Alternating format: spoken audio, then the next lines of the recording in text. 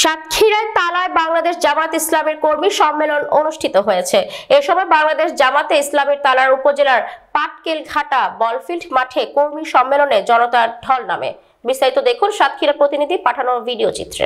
নতুন রাষ্ট্র গঠনের জন্য অন্তর্বর্তীকালীন সরকারের প্রধান ডক্টর প্রফেসর ইউনূসকে আমরা বলেছি, আপনি নির্বাচনকে নিরপেক্ষ করার জন্য যতটুকু সংস্কার প্রয়োজন অতটুকু সংস্কার করে আপনি নির্বাচনের জন্য একটি রোড ম্যাপ ঘোষণা করুন। সেই নির্বাচন হবে নিরপেক্ষ, কেয়ারটেকার সরকারের অধীনে হবে এবং সংখ্যানুপাতিক পদ্ধতিতে প্রপোর্শনাল রিপ্রেজেন্টেশন যেটাকে বলা হয়, পিআর পদ্ধতি। আধুনিক বিশ্বের অনেক গণতান্ত্রিক দেশে সবচেয়ে এই পদ্ধতি হচ্ছে উপযোগী।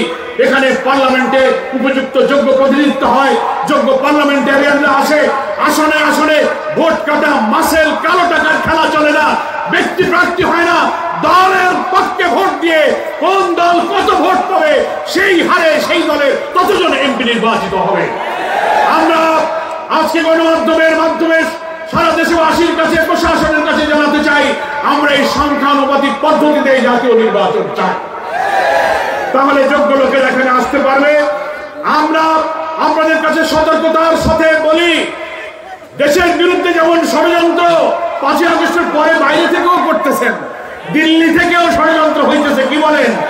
পাল্টা কু, জুডিশিয়াল কু, আনসার কাণ্ড, সচিবালয়ে আগুন, এখানে বাড়াবাড়ি, এই দাবি সেই দাবি, এই সব দিয়ে এই সরকারকে তারা আগাতে দিতে চায় না। কিন্তু এই ষড়যন্ত্র প্রতিহত করে অন্তর্বর্তীকালীন সরকারকে সাহায্য করে নির্বাচন সুষ্ঠু করার জন্য চেষ্টা করতে হবে। আর দেশের মধ্যে শুধু ষড়যন্ত্র হচ্ছে তা না, এখন আবার নতুন করে জামাত ইসলামের বিরুদ্ধে ষড়যন্ত্র শুরু হয়েছে। টের পাইতেছেন তো? আর ষড়যন্ত্রকারীরা কেউ কেউ এমন ভাবে কথা বলে, এমন ভাবে সমালোচনা করে, আওয়ামী লীগের লোকেরা যে ভাষায় কথা বলতো, যে ভাষায় সমালোচনা করত, সেই আওয়ামী স্টাইলে আমাদের বিরুদ্ধে কথা শুরু হয়েছে। তাহলে বোঝা যায় যারা কেউ কেউ এই বিরোধিতা করেন তাদের সাথে কাদের যোগাযোগ, কি তাদের উদ্দেশ্য।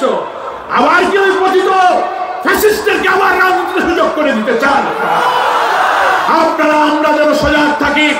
সকল রাজনৈতিক দলের কাছে আমাদের আপিল থাকবে, আমাদের আমিরে জামাত বলেছেন, আসুন ফ্যাসিবাদ বিরোধী আন্দোলনে আমরা যারা মাঠে ছিলাম তাদের মধ্যে যেন কোনো ঐক্য বিনষ্টকারী কোনো কথা, কোনো বক্তব্য আমরা নিজেদের মধ্যে যেন চালাচালি না করি। কি বলেন, ঠিক কিনা?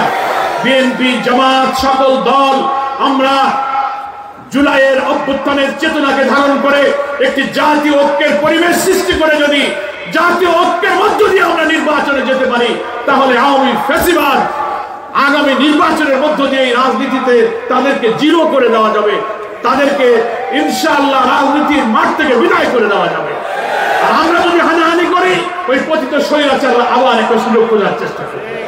এই জন্য আমি সব বন্ধুদের, যেভাবে একসাথে মিলে ফ্যাসিবাদকে আমরা বিদায় করেছি, একসাথে মিলে জুলাইয়ের অভ্যুত্থানের চেতনা ধারণ করে যদি জাতীয় ঐক্যের পরিবেশ সৃষ্টি হয়, আমাদের আমিরে জামাত বলেছেন, আমরা ফ্যাসিবাদ বিরোধী সকল রাজনৈতিক দলের সঙ্গে, ইসলামী দল, মত, স্কলার, ইসলামী সংগঠনের সাথে ঐক্যের মাধ্যমে নির্বাচনে যেতে আমরাও প্রস্তুত আছি।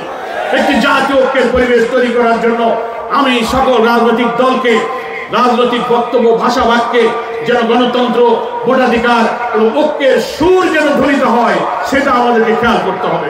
আরেকটাই যে বাংলাদেশ আল্লাহর কাছ থেকে নাজিল হওয়া ওহীর জ্ঞানের ভিত্তিতে, ইনসাফের ভিত্তিতে কায়েম হবে এবং সেখানেই আল্লাহর কল্যাণ এবং রহমত নাজিল হবে। অভাব অনটন দুঃখ থাকবে না, অন্নহীন বস্ত্রহীনের মর্ম ব্যথা, নিরাশ্রয়ের আকুতি, নিরন্ন মানুষের কান্না থাকবে না, সবাই সাম্য থাকবে। আল্লাহ কোরআন যে 2000 ছাত্র জীবন দিল, 4000 ছাত্ররা আহত হলো, তাদের এই রক্তই জীবনের ঋণ আমাদের শোধ করতে হবে। হবে কিনা বলেন? সেই ঋণ ওরা তো এই নতুন বাংলাদেশ দেখে যেতে পারলো না। আমরা যদি একটি কল্যাণ রাষ্ট্র গঠন করতে পারি, তাহলে ওদের সেই স্বপ্নের বাংলাদেশের আশা পূরণ হবে। ওরা মেধাবী ছাত্র ছিল, বিশ্ববিদ্যালয়ের ছাত্র ছিল, আলেম ওলামা ছিল, কিন্তু ওরা সেই কল্যাণ রাষ্ট্র দেখে যেতে পারেনি। আমি আমার হিন্দু ভাইদেরকে এই কথা বলি, তালা, কলারোয়া, সাতক্ষীরার হিন্দু ভাইরা যারা আজকে আছেন তাদেরকেও বলি, আপনাদের ব্যাপারে 2টা অপপ্রচার চালু আছে। কয়টা? 2টা। একটা হলো সাধারণ বাংলাদেশের মানুষ মনে করে যে হিন্দুরা শুধু নৌকায় ভোট দেয়, হিন্দু মানে আওয়ামী লীগ, এটা একটা ধারণা আছে, কি বলেন ঠিক কিনা? আমরা হিন্দু দাদাদের বলছি যে আপনাদের ব্যাপারে ভুল ধারণা হয় কেন? বলে হ্যাঁ ধারণা তো আছে, কিন্তু এটা তো ঠিক না। আমরা বলি তাহলে আপনাদেরকে প্রমাণ করতে হবে যে হিন্দু মানে আওয়ামী লীগ নয়, হিন্দু মানে নৌকা নয়, হিন্দুরাও কল্যাণ রাষ্ট্রের জন্য অন্য কোন দলে মার্কায় ভোট দিতে পারে, এটা হিন্দুদের প্রমাণ করতে হবে। আর একটা অপপ্রচার আছে জামাত শিবিরের বিরুদ্ধে, কি বলে? হিন্দুদের বাড়ি দখল, জমি দখল, ঘের দখল, ডিসিআর কাটা, খাল দখল, মূর্তি ভাঙ্গা, মন্দিরে হামলা করা যখন ঘটে তখন বলে সব জামাত শিবির করেছে, এই দোষ দেয়, কি বলেন ঠিক কিনা? আমি ডুমুরিয়ার হিন্দুদের মিটিংয়ে বলেছি, আপনারা কি একটা প্রমাণ দিতে পারবেন কোন মন্দির ভাঙ্গা, কোন জমি দখল, ঘের দখল, বাড়ি দখল, হিন্দুদের উপরে অত্যাচার অবিচারে কোন জামাত শিবিরের লোকেরা জড়িত আছে? ওনারা বলে না, জামাত শিবিরের লোকেরা না। তাই কেন আপনারা প্রতিবাদ করেন না? কিছু হলেই আপনারা জামাত শিবিরকে দোষ দেন।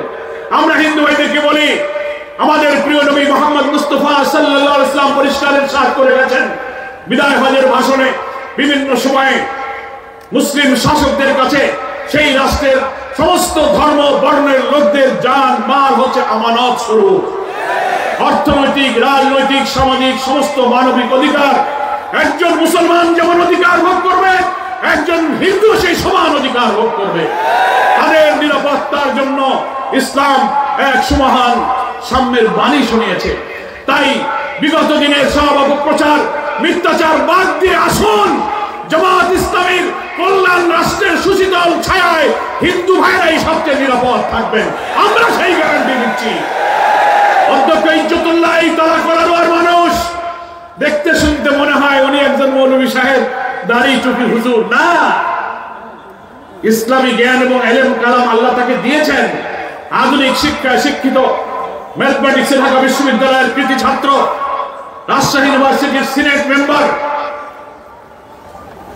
এইখানে যারা নির্বাচন করেন, প্রার্থী হন, সকল যোগ্যতায়, সকল মেধায়, সকল গুণে ইজ্জতুল্লাহ হচ্ছে সেরা প্রার্থী হবে আমাদের ইনশাআল্লাহ। আমরা জামাত ইসলামের পক্ষ থেকে এই একজন সেরা মেধাবী, সৎ এবং জনগণের সেবক, নিরহংকার মানুষকে তালা কলার দেওয়ার জন্য জামাতের পক্ষ থেকে আজকে আমরা উপহার দিয়ে গেলাম। আপনারা উপহার গ্রহণ করলেন।